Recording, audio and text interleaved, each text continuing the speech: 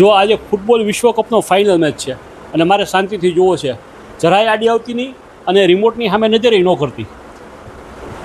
એવું તો નહીં બને. અબ આયા ઊંટ પહાડ કે નીચે ઠાકુર.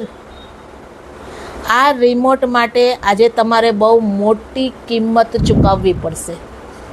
આ રિમોટ જો જોઈતું હોય ને ફિફા વર્લ્ડ કપ જોવા માટે, તો તમારે મારી મહાગઠબંધન યોજના સ્વીકારવી પડશે. અરે ફિફા વર્લ્ડ કપ ફાઇનલ માટે બધું મંજૂર. બોલ, શું જોઈએ છે, શું શરત છે? સાચે જ? હા બોલ બોલ. સાડીનો સેલ ચાલે છે ને, એમાં કાંજીવરમની સાડી જોઈ આવી છું, લગભગ 5,000ની છે. એ મારે લેવી છે. મંજૂર. અને એક જગ્યાએ મેં પ્યોર લેધરનું બ્રાન્ડેડ પર્સ જોયું છે, ઓછામાં ઓછું 15,000નું તો હશે. મારે જોઈએ છે. મંજૂર. આ રિમોટ જોઈતું હોય ને તો હું જેમ કહું ને એ રીતના ભાભીને તમારે ગગલાવા પડશે. એમણે મને ગગલાવી હતી ને એ રીતના. મંજૂર.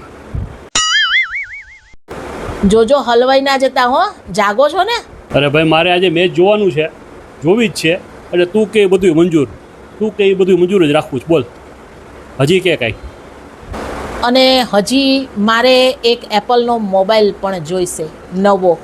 17 Pro Max લેજે, બસ. નબળું જરાય ન લેતી. મંજૂર. અહીંયા આવો તો ચૂંટણી ખણવા દો તો મને. જાગો જ છો ને? અરે જાગું છું. આ બધું હાએ હા કરો છો, હલવાઈ ના જતા ક્યાંક. આટલો બધો મેચ વાલો તમને? મારે મેચ જોવો છે શાંતિથી, તું આગળ બોલ. लेकिन ये साला कर क्या रहा है यहाँ पे? છે કઈ હવે? હું થાકી ગઈ આ બધી શરતો મૂકતા મૂકતા. તમે નથી થાકતા? તમારી કોઈ શરત નથી? મારી ફક્ત એક જ શરત છે. એક જ શરત? હા, એક જ શરત. ઓય રે, એમાં શું? તને મંજૂર છે? મંજૂર. એમાં હવે ના પાડવાની હોય, એક શરત તો તમારી રાખવી પડે. બોલો, કઈ શરત? તારે આ બધી ખરીદી દુકાને જઈને રોકડેથી હું જ્યારે મેચ જોતો હોઉં ને ત્યારથી શરૂ કરીને મેચ પૂરો થાય ત્યાં સુધી પૂરી કરી લેવાની છે.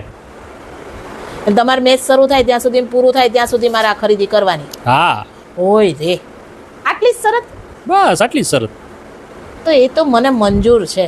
આમ તો મને મેચમાં રસ નથી.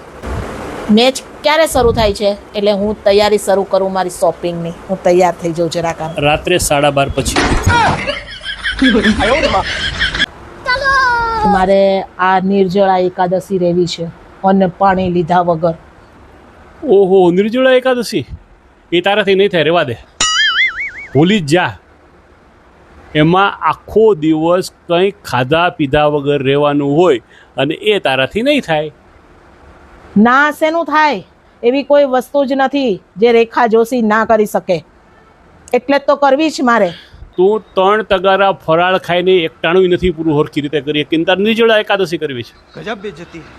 તમને મેં આ બધું કહેવાનું નહોતું કીધું. મેં તમને ફક્ત સલાહ દેવાનું કીધું હતું, અને એ દઈ શકો તો દો. જો હું તને સ્પષ્ટ સલાહ આપું છું, તારાથી એકાદશી નિર્જળા ન થઈ શકે. આ મારું માનવું છે. કારણ કે તારો મગજ જ એ પ્રકારનો છે કે તારે જે ન કરવું ને પહેલાં થાય. છો જ પહેલેથી અવળચંડી. મારે છે ને હારું, મારો સ્વભાવ એવો છે ને કે હું જો મારા શરીરને એમ કહીશ ને કે આજે નિર્જળા એકાદશી, તમારે અનાજ પાણી કશું જ ગ્રહણ નથી કરવાનું, તો એવા અવળચંડા છે ને મારા મગજ, એ તરત ઊંધી દિશામાં ચાલવા મળશે અને એ મને સતત પાણી પી, જમ કંઈ આવું બધું કરશે. એટલે હવે હું ગોટે એ ચડી છું કે હું શું કરું. એ કર કે તું કંઈ ન કર. એવું કઈ રીતે? નહીં કરવાની નિર્જળા એકાદશી, બીજું શું એમાં? ભાઈ તારાથી નહીં થાય તો ખોટે જીદ પકડવાનું રહેવા દે. જો તમે સલાહ ના આપો, સહકાર આપો. તે સલાહ માંગી હતી, હવે સહકાર માંગે, હાલ સહકાર આપો. બોલ, શું કરવાનું છે? નિર્જળા એકાદશી કરવી છે. હા સારું, નિર્જળા તારે એકાદશી કરવી છે. જો તને એક સોલ્યુશન આપું. બોલો. સવારથી સાંજ સુધી તારે કાંઈ કરવાનું નહીં. બેડરૂમમાં એસી ચાલુ રાખી અને સૂતી રહેજે અને મોબાઈલ કરજે.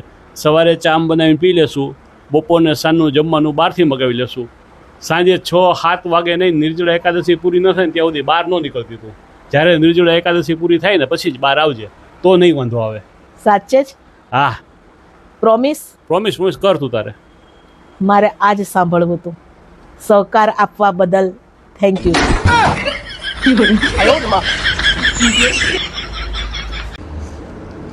એક જ્યોતિષે મને કીધું હતું કે બેટા લગ્ન થશે ને એટલે તારા કિસ્મતના દરવાજા ખુલી જશે, અને સાચે જ મારી કિસ્મતના દરવાજા ખુલી ગયા. क्या बात कर रहे रे बाबा? લગ્ન થયા ને પછી રસોડાના દરવાજા ખુલ્યા, વાસણ ઘસવા માટે સિંકના દરવાજા ખુલ્યા, કપડાં ધોવા માટે વોશિંગ મશીનના દરવાજા ખુલ્યા, છોકરાઓને સ્કૂલે મૂકવા માટે સ્કૂલના દરવાજા ખુલ્યા, કમરના દુખાવા થઈ ગયા ને એટલે હોસ્પિટલના દરવાજા ખુલ્યા. तो रुको जरा, सबर करो. અને આ બધાય દરવાજા ખુલ્યા ને પછી છેક આ મગજના દરવાજા ખુલ્યા અને બુદ્ધિ આવી.